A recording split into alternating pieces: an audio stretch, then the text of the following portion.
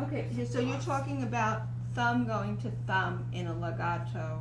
Right. And a right. Okay. Right. Or maybe or perhaps you're sustaining your thumb over the second thumb. Is that what you're also thinking? Yeah, well, because I don't think it connects to that. Okay. Well, here's what you practice. You just isolate the thumb point where two thumbs where they should be conjoining in legato, where they should be played smoothly, and so that should be isolated as to the motion. Now, when you go thumb to thumb, you can have the quote illusion, because everyone will say it's impossible to play a thumb note to another thumb note and play legato, but that's not true, because I can do it two ways. I don't want to show you the wrong way, but in the right way, I'm thinking legato thumb to thumb, and there's somewhat of an illusion, right? Now you can see that I'm using a lot of spongy wrist forward motion, right, and that's pretty much a legato.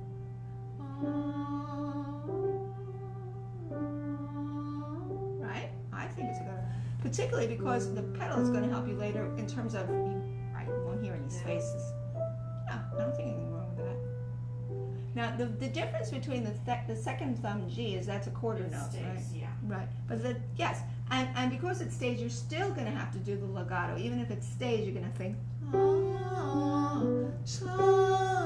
right, but it stays. But you still need,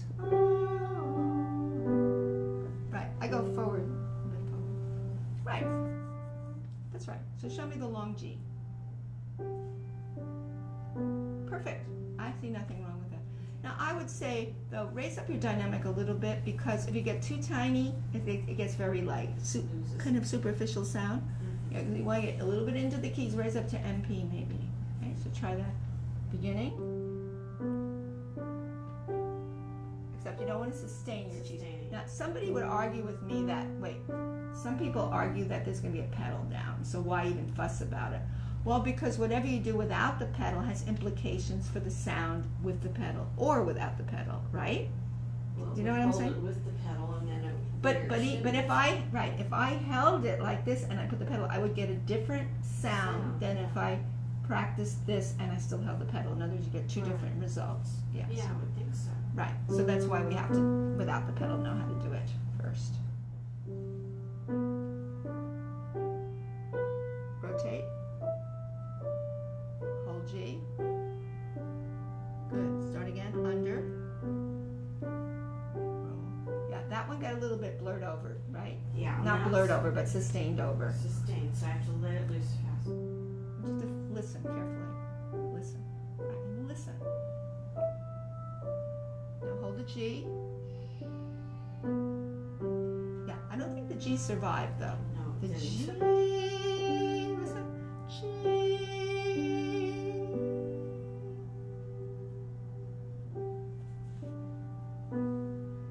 Roll under. And you go to the 4 chord, right? The subdominant is the C major chord. There's a new motion here, right? Let's change the motion. Okay, now you have like basically twins here. Are these twins? Are these twins? Only they're upside down, right? But they're the same chord. No,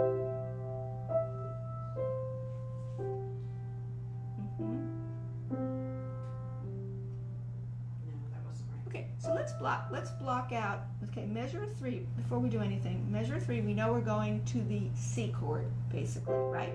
And the C chord, right? The C chord is called the subdominant of G because you can go up 4 notes, you arrive at C. You're building a major chord.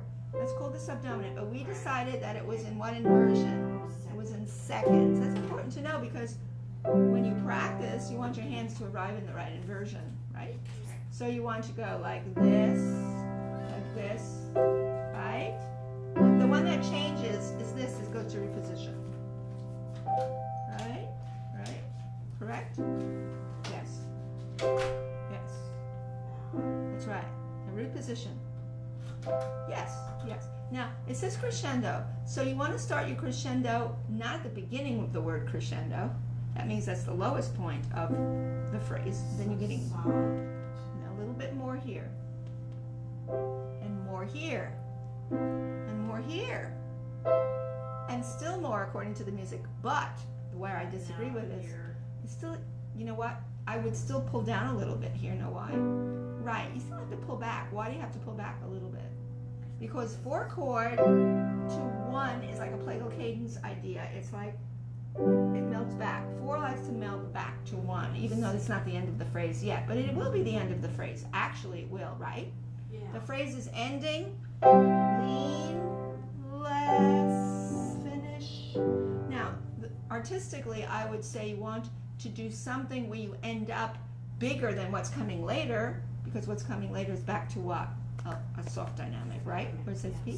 So, but the question is, how much crescendo do you make when you go from a 4 chord to a 1? I don't like continuing to get louder after a 4 chord when I know I want to what? Melt it, a little bit melt it down. Yeah, because that's what it does. So the question is, you can go, let's say we're blocking it, right? This one's a little bit more, watch, even more, watch, more.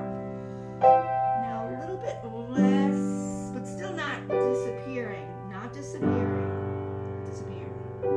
Now, nothing. Now. See? See? I went way down. Because artistically you want to do something nice with it. Or else it's not very interesting to listen to the same hammered out chords doing the same thing in each measure. So yeah, so that's what you want to do. Let's try that. From the beginning. Okay, the one, just block. Show me some blocking. Block, block, connect, back, and lift again, chord, it comes again, same chord. Chord. Okay, match that chord with this chord, pairs of second inversion.